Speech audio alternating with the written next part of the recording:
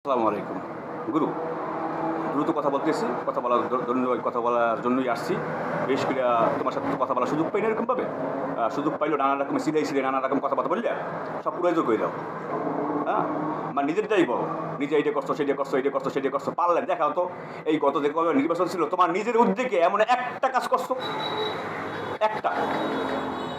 আমি দেখাইলাম, যেমন উদাহরণ দিয়ে দেখাই, আমার আব্বা এই এলাকায় ব্লক আনছিল। ১ম উদ্যোগ মানে ব্লক নিয়ে আসছিল জনগণের জন্য। আব্বার সময় আব্বা লসে পাইছে। কিন্তু এই মুহূর্তে দেখলাম এবছর ব্যাপক কৃষকরা লাভবান হইছে। মানে তুমি একটা উদ্যোগটা দেখাও যে একটা উদ্যোগ নিয়েছো এই যে এলাকার উন্নয়নের জন্য। তো ব্যাপারটা হচ্ছে কি এইটা, তোমার সাথে আমি কথা বলতেছি কারণটা হচ্ছে এইটা যে আমি যেহেতু একটা মামলার ১ নম্বর আসামি, তুমি ওই পক্ষেরই ওই মামলার ১ নম্বরে আসামি।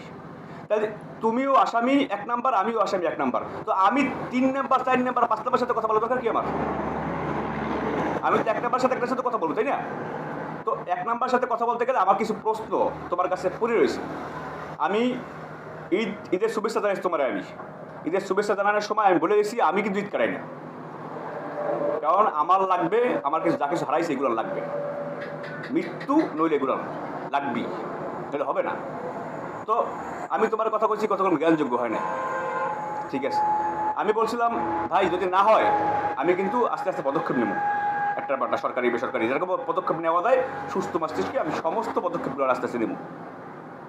তো তোমারে আমি বলার পরে তুমি বলো নাই, কোনো রিয়াকশন পাই নাই। যাই হোক, রিয়াকশন পাইছি কি না পাইছি তো পরের বসে। আমি যেগুলোর সামনে, আমি পিছনে বসে করে কাজ করি না, যা করি সামনে। কি আমার কি বললো কি না বললো এসব বিষয়টি ভাবিনি আমি। কেননা সত্যি সবসময় জোরে সামনে বলতে হয়।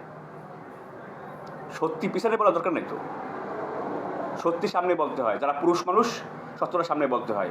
আর যারা হাফ পুরুষ অর্ধ এরা সত্যটারে গুজব বললে চালাই দেয়, এটা আমার নামে অপপ্রচার হয়েছে। কি কয়? অপপ্রচার। আমি এই কথাগুলো বলতেছি, এই কথাগুলো নিয়ে একজনের কাছে বিচার দেবো অমুকে আমার নাম অপপ্রচার করতেছে। না, অপপ্রচার না। অপপ্রচার কয় কোনটারে, প্রচার কয় কোনটারে আমি জানি। প্রচার বলে এইটারে, যেটা সত্য এটা একটা প্রচার, আর যারা মিথ্যা বানোয়াট এটা একটা অপপ্রচার। এই কথাগুলো মিথ্যা বানোয়াট না। প্রতিটা কথা আমি ভিডিওর ফাইলে এর রেফারেন্স দিয়ে রাখি। যদি ভবিষ্যতে আমি মারাও যাই, আমার মারিয়াও ফেলাও, তারপরও এই কথাগুলো রেফারেন্স সমস্ত কিছু তালিকায় থাকবে, সমস্যা নেই। তো আমি কোনো রকমের কোনো মিথ্যা অবস্থা চালাচ্ছি না। আমি তোমার বলতেছি সমাধানের জন্য। তুমি জালকাঠি জেলার ভিতরে আওয়ামী লীগ ক্ষমতা থাকা অবস্থায় এত বড় প্রভাবশালী মেম্বার আর একজনও ছিল না। আমি সব জায়গায় দেখছি, এক জায়গা ছিল না। তো এই যে তুমি এত প্রভাবশালী মেম্বার, এখন আবার জিজ্ঞেস করতেছি কি এখন কি আসো কি এইটা, আমি তো সব খেলায় বলে করছি মেম্বারই যে করতে হবে তাই করছি। হ্যাঁ, তারপর করলাম কি, তার আগে 2001 থেকে 2006 ওই সময় ছিল বিএনপির আধিপত্য বিস্তারের ক্ষেত্রে এলাকা মেম্বার এই এলাকার একটা স্থান। তো সব মিলে লিখিত ছিল কোন জায়গা? আওয়ামী লীগেও না, বিএনপিও না। লিখিত ছিল কোন জায়গা? লিখিত ছিল না বা ছিল, লিখিত যদি না থাকে তাহলে আমাকে ওপারে আজিজুল আছে না ইলেকট্রিশিয়ান মিস্ত্রি, ও যে ইলেকট্রিশিয়ান মিস্ত্রি ও কিন্তু পাশ করে বাইরে ইলেকট্রিশিয়ান মিস্ত্রি হয় নাই। তো আমার কথা যা হয়েছে হয়ে গেছে গা। হাসিনা পতনের আগে যা কিছু কষ্ট করার কারণে নিজে ইউনিয়ন পরিষদ নিজ এলাকায় নিজ গ্রাম ইউনিয়ন পরিষদ ফালাই রেখে এক মাসের বেশি সময় তুমি আসো না ইউনিয়ন পরিষদে। এখন তো প্রতিদিন ইউনিয়ন পরিষদে আসো, এ সময় আসো না কেন? কি আমরা কথা করছো? আসো নাই কেন? তা আসার পর ঠিক আছে, যাই যা যা হবার হয়েছে ওরা কোনো ব্যাপার না, বা সবাই হয়ে যায়। এই দেশের ভিতরে সালমান এফ রহমান ঠিক আছে, কি মারামারি করছে, গান্ধামারি করছে কোন জায়গা, কিন্তু হুকুমদাতা এই কারণে দাড়ি কাটিয়া পলাশ চেষ্টা করছে। এই হুকুমদাতার ভিতরে আমাকে জেনারেশন বাচ্চা জেনজি, বিশেষ করে তোমার একটা সন্তান আছে তাস, খুব কাছের লোক, আমার বাঁচতে লাগে। তাস যে জেনারেশন, এই জেনারেশনের মেধা আকাশচুম্বী। মানে ওদের মেধার ভিতরে 2 GB মেমোরি না, 5 GB এই 500 MB মেমোরি যে আগের দিনে ছিল এটি না, ওদের মাথার ভিতরে ব্যাপক মেমোরি, ব্যাপক আনলিমিটেড। হ্যাঁ, তো ওদের তাস পড়াটা তুমি ছাড়ো নাই। তোমার নিজের সন্তান, তুমি হেরেও ছাড়ো নাই। তুমি হের মাথায় কসম কাটিয়া, হের কসম কাটিয়া তুমি কইছো তুমি আর দুর্নীতি করবা না। তুমি এত দুর্নীতি করছো যে 1 মাস পলাতক লাগছে। মেম্বার তো আরও আছে। কেন? ওরা কি অপরাধ করছে? পোলারা দেখলে এখনো কোলে নিতে মন চায়, স্বাস্থ্য বাস্তব বড় হয়েছে ঠিক আছে, কিন্তু এখনো কোলে নিতে মন চায়। এটা কেমন পোলারা কী অপরাধ করছে? পোলার ভবিষ্যতে এরকম জ্ঞান বাদে শুনে।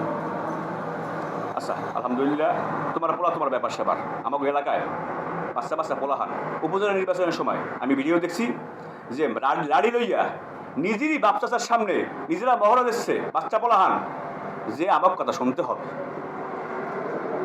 তোমার নেতৃত্বে ভিডিও দেখা গেছে। তাহলে এর থেকে নিজের এলাকার প্রতিশোধ এর থেকে কিছু নেওয়া যায়? কি প্রতিশোধ, কি অপরাধ করছে এই পোলাহান?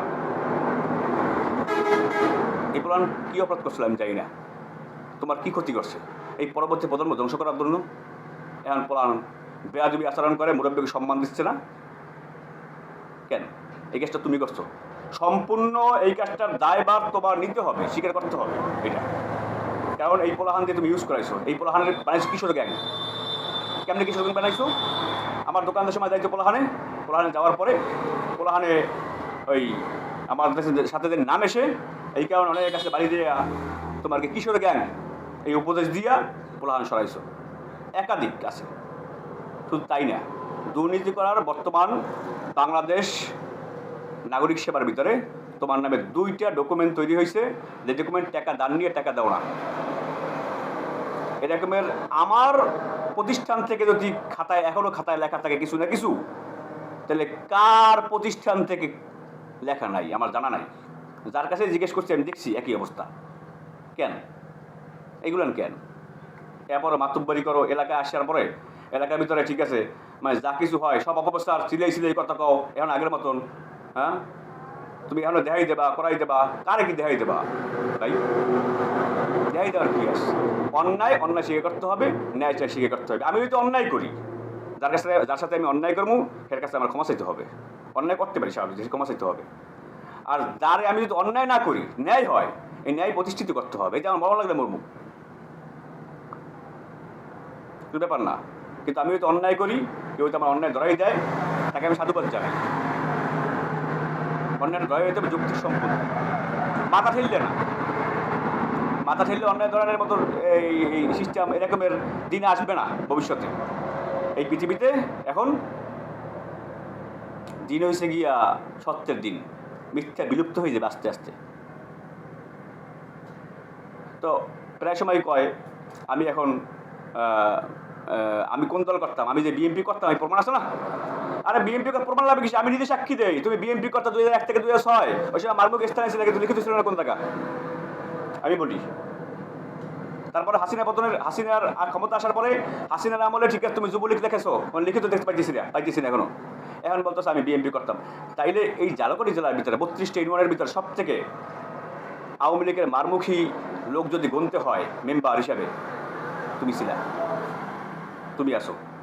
তুমি থাকা সত্ত্বেও ঠিক আছে তুমি এই মারমুখী এই কাজটা এত বড় নেতা হইয়াও, হ্যাঁ তুমি মনে করতেছো আমি বিএনপি করতাম। ঠিক আছে বাবা, বিএনপি করতাম, কিন্তু আসলে মূলত কোনো দলের কি সার্টিফিকেট আছে? ওই সার্টিফিকেট না থাকে ওই আজিজুল ওফার আছে না, আজিজুল কিন্তু করে ওই যে ওই ভালো কাজ করে ইলেকট্রিশিয়ান, কিন্তু সার্টিফিকেট নাই। জীবনে কোনো কাজের প্রফেশনাল আমি দেখি না, তোমার মামুরেও জীবনে নামের সাথে পেশা নাই। যার নামের সাথে পেশা থাকে, পেশা আছে, ধরেন হে আমেরিকান ইউনিভার্সিটির প্রফেসর, কিন্তু কাম করে কি রিক্সা চালায়, এই পেশা না। লেখা একটা, কাজে একটা, ওই পেশা না, ফেসবুকের পেশা না। মূল পেশা প্রফেশনাল পেশাটা কি? মেম্বারই পেশা হয়ে হয়। তাহলে ওই চাউল ডাল বাক করতে গেলে যে এই 2030 ওপরে বস্তা ওপরে ঠিক আছে, এইটা কি ইনকাম? পেশা কি? পেশা ব্যবস্থা করো ভাই, তোমার না হলে ভবিষ্যৎ নাই। আরে বাবা তোমার পোলা তাস আর কলজার স্থান, ও জেনজি, ও বর্তমান সামনের প্রজন্ম, সামনে ওরা দেশ চালাবে। আমরা তো গেছি, আমাকে তো মাথায় নাই, আমরা হানাহানি মারামারি করতে গেছি গিয়া। তো ওদের বাবা শান্তিতে থাকতে দেই, আমরা সবাই মিললে ওদের শান্তিতে করে দেই, ওদের তৈরি করি, চেষ্টা করি। এই নিজেকে ভিতরে ঠিক আছে গ্যান্দাম বাজায়, ওরে পার্টিগত করো, ওরে হুমকি দাও, ঠিক আছে বাচ্চা পোলা হানরে কেন? তোমার সাথে তুমি হয়েছো রাজা, সাবেক মেম্বার ছিলেন, এখন বলতো মেম্বারের নির্বাচন হয় না, যেহেতু সাবেক মেম্বার বলতেছে এই কারণে, কথাটা বলে রাখি, সাবেক মেম্বার বলতেছে এই কারণে হাসিনার যে নির্বাচন হয়েছে, হাসিনার নির্বাচন কিন্তু মেম্বারের নির্বাচনের পরে হয়েছে, এই হাসিনার দেখতে পলাই গেছে গা, হ্যাঁ আগে তো তাই কেমন লজ্জা লাগে না একটু? আমি জানি না, আমার একটু লজ্জা মাজা কম যদিও, ঠিক আছে, দেখো লজ্জা আছে, এগুলো কি লজ্জা লাগে না আবার দাবি করতে? এমন মেম্বারি করবো কেন, মেম্বারি এমন করবো কিসের জন্য যে পড়া লাগবে দেখতে? হ্যাঁ, আমি তোমার শিষ্য, আমি তো কথা বলবো কেন? আমি কেন কথা বলতে যাবো? আমার স্পর্ধা তো হয়েছে, হয়েছে কিসের জন্য? অন্যায় ধরা পড়ছে, তাই আমার কাছে অন্যায় ধরা পড়ছে, অন্যায় আমি পাইছি, একাধিক না, শতে শতে প্রমাণ আমি পেয়েছি। তো আমি যেহেতু পাইছি, আমি এইসব নিয়ে তোমার অন্যায় নিয়ে আমার দেখার বিষয় না। আমার কথা হয়েছে, আমার পরবর্তী যে প্রজন্ম আছে, এই পরবর্তী প্রজন্মরে আল্লাহ রাস্তে মাফ করো, এই পরবর্তীতে প্রজন্মরে কোনো রকমের কাজে লাগাইও না। আমারে প্রায় সময় হুমকি দামকি দেয়, এই অফিসার অমুক অফিসার সমুক অফিসার, এই যে সেটা আমার এই হুমকি দামকি দেওয়ার বিষয় না। বিষয়টা হচ্ছে কি, আমার মরণ জীবনের মাঝখানে আমার লাগবে সমাধান, বুঝলে? মরণ এটার বিষয় না। হ্যাঁ, আমি যা কিছু হয়েছে এগুলো কিন্তু আমি টাকা দিতে পারি, সামনেটা টাকা দিতে পারবো ইনশাল্লাহ। মানে এখন তো, আগে তো নিজের ছিল না, এখন ছিল। দেখো এই যে মেম্বার হয়েছে ভাই, মেম্বার হওয়ার পরে একটা নিজ উদ্যোগে কাজ করা হয়েছে, একটা দেখাতে পারবা? একটা নিজের উদ্যোগে, মানে তুমি একটা ভালো কাম করছো নিজের উদ্যোগে, দেখাতে পারো একটা দুর্নীতি ছাড়া? আমার আব্বা বলক আনছিল দেশে, যে সময় বলক আনছিল, সময় কেউ আয় না, হে সাহস করে আনছে, আনার পরে প্রথম লসই গেছে। কিন্তু এই বছর দেখলাম কি, বলকে কৃষকরা ব্যাপকভাবে লাভবান হয়েছে। তো বাবা তো মেম্বার ছিল না, কিছু তো করছে একটা, তাই না? তো আল্লাহ সব শুক্রিয়া।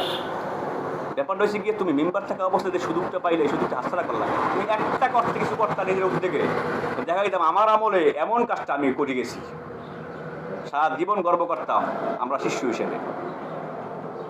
আমি বাড়ি আসার পরে আমি যে কথাগুলো তোমার সাথে বলতে, তুমি কথা জ্ঞানযোগ্য করো না, কথা শোনো না বা কিছু না, বা কী জানি মনে করো, তোমার শত্রু মনে করো বা কিছু একটা, তাই শত্রু মনে করো, এখন তো পুরোপুরি শত্রু। পুরোপুরি শত্রু বলতে তুমি এক নম্বর আসামি, আমি একটা কাগজপাতি অনুসারে তুমি এক নম্বর আসামি, আমি এক নম্বর আসামি, ঠিক আছে? বলতে গেলে প্রথম বলতে হয়, ঠিক আছে? প্রথম ছাড়া বলে তো এই সে তামসামসাল্লাহ বলে তো কোনো সমাধান আসে না বা কিছু না, বলাও যায় না। তুমি যদি এক নম্বর আসামি, আমি এক নম্বর আসামি, এখানে বললাম কথাগুলো। আমি 10-12 দিন সময় নিয়েছিলাম, 10-12 দিন সময়, ঈদের পরে সময়ের কোনো রিয়াকশন পাইনি এখন পর্যন্ত, আর সুযোগের পাই নাই, ওই যে নক করা বা রেসপন্স পাই নাই। রেসপন্স যেহেতু পাই নাই, ঠিক আছে, তো আমি আমার কাজগুলো করতেছি, ঠিক আছে? আমি তো লজ্জা কম তো, কারণ সবই হারিয়ে যাইস না, মারি খাওয়ার পরে, মামলা খাওয়ার পরে আবার লজ্জা থাকে না, আর লজ্জা গেছে গা। তো এই লজ্জা কম, এই কারণে অনলাইনে কথা বলতেছি চুপি চুপি। আমি প্রতিটা জিনিসের যদি মুখ থেকে কথা বের হয়, কথা বের হওয়ার পরে এই কথাগুলো ভুল কোথায় দেখি, এই কথাগুলো ডকুমেন্ট আমার কাছে আছে কিনা দেখি, যদি ডকুমেন্টগুলো সব কিছু থাকে তারপর একটা ভিডিও দিই। তো এই ভিডিওগুলো আমি দিছি ভিউ পাওয়ার জন্য না, এটা দিছি শুধুমাত্র আমার এলাকার যেই জনসাধারণ আমার কাছে জিজ্ঞেস করে প্রায় সময়, মানে গুরুর শিষ্য হিসাবে, গুরুর লোক, মানে আমার গুরুর লোক, মেম্বারের লোকই আমার কাছে জিজ্ঞেস করে, মেম্বারের কাছে সাহস পায় না, তো এই কারণে আমার কাছে জিজ্ঞেস করে। এই কারণে আমি মেম্বারের কাছে জিজ্ঞেস করলাম, মেম্বার এই কাজগুলো না আছে কি কি কি তোমার মেম্বারি আমলে একটা নিজে উদ্যোগে কোনো কাজ করা? দ্বিতীয়ত হচ্ছে কি, এইটা জীবনে একটা পেশা আছে কিনা, প্রফেশনাল পেশা না থাকলে চলো কি দিয়া, এই প্রশ্নগুলো মানে শুনতে চাচ্ছে। তৃতীয়ত হচ্ছে গিয়া, তুমি এই কোন দল লিখিত করো না আজুলের মতন সিস্টেমে।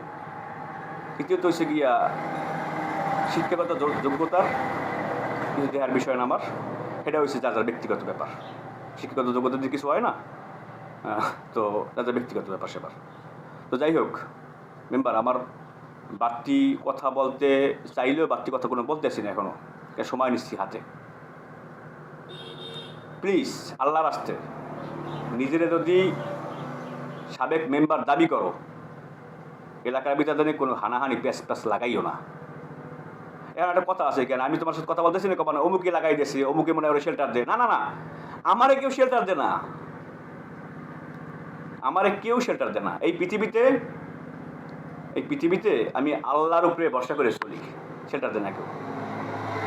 তো এখন এই হাসিনা আছে না, হাসিনা এই ইতিহাস করে গেছে পৃথিবীতে।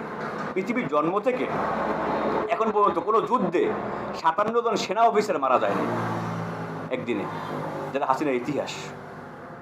তো তুমি এখন ইতিহাস করে থয়ে গেছো। কোনো মেম্বার এই 32টা ইউনিয়নের তোমার মতন এরকমভাবে মানুষকে শাসায় নাই, দুর্বলতা ধরিয়া মানুষের ধ্বংস করে নাই। একটা মানুষের দুর্বলতা পাইলি কাজ করে দিয়েছো, এটা যাইয়া অগণিত মানুষের কেউ কিছু বলছে বা বলতে পারতেছে না, কেউ স্ট্যান্ডে বসে জোরে জোরে কথা কও না, আবার দেখা গেছে গিয়া একটা মানুষের টাকা দান নেয়, টাকা দান নিয়ে দেশে সময় মতন যে সময় না যেতে পারো, এ সময় যে চায় টাকা পয়সা, সে উল্টো বলে গালাগালি করো। বহুত আমি দেখছি আমার জীবনে যত কজন মেম্বার আমার এলাকা দেখছি, তোমার মতন যে মুখ দিয়ে ফায়াসা কথা বের হয়েছে, গালাগালি বের হয়েছে, আর কোনো মেম্বারের মুখ থেকে এত ফায়াসা কথা গালাগালি বের হয় নাই। পারলে প্রমাণ দেখাও ভিডিও কমেন্ট বক্সে। হ্যাঁ, তো আমরা মেম্বার বানাইছি, আমরা বানানোর কারণটা কি এইটা, তাজের মাথায় হাত দিয়ে কসম করছিলা, কারণ তাজ তোমার পোলা না, মগো পোলা, পরে আমিও করে লইছি। তাজের মতন পোলাহারের মাথায় হাত দিয়ে ক্রিয়া কাটার পরে বা কসম কাটার পরে, কায়সা বদলে কসম কাটার পরে এই অবস্থা। এই সময় তো বুঝি না, আব্বাই কই তো ঠিক আছে, এবার চোরে ক্রিয়া কাটে, এত বুঝি না এই সময় কেমনে। এখনও আমার কাছে শ্রদ্ধীয় মনে হইতেছে ভাই গুরু, আমার কিন্তু এটা লাগবে। আমি কিন্তু মারামারি করতেছি না, মারামারি করতে যাবো বাহানি, হেয়ের দিন না, এখন এখন সত্যের দিন।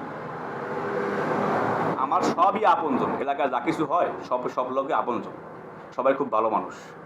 হ্যাঁ, সবাই খুব ভালো মানুষ। তোমার খারাপ বলতেছি না, মানে এগুলো জানতে চাই ব্যাপারটা একেবারে। এগুলো জানলে তুমি মানে মনে মধ্যে সন্দেহ থাকে না মানুষের এগুলো। হ্যাঁ, তো এই কারণে এই কথাগুলো বলা। Thank you. বেশি কথা বললে আমার মুখে সব বেরিয়ে দিচ্ছে। Thank you. যদি আল্লাহ হাতে পাশে রাখে, আগামী আর 9-10টা দিন বাকি আছে, 9-10টা দিন অপেক্ষা করে দেখি, যদি কোনো সমাধান না আসে ইনশাআল্লাহ তাহলে আমার তো আগাইতে হবে, তাই না? আমি তো বই থাকতে চলবে না। আমি তো প্রসার করতেছি না, কারণ ব্যবসা প্রতিষ্ঠানে প্রসার করতেছি না, এটা আশা বসে আছি। যদি মরিয়ে যাই, কেউ মারিয়ে ফেলাই দেয়, তো প্রসার করে করবো। তো এই কারণে আগে এটা ঠিক হোক, তারপরে। Thank you. অনেকক্ষণ ভিডিও করলাম।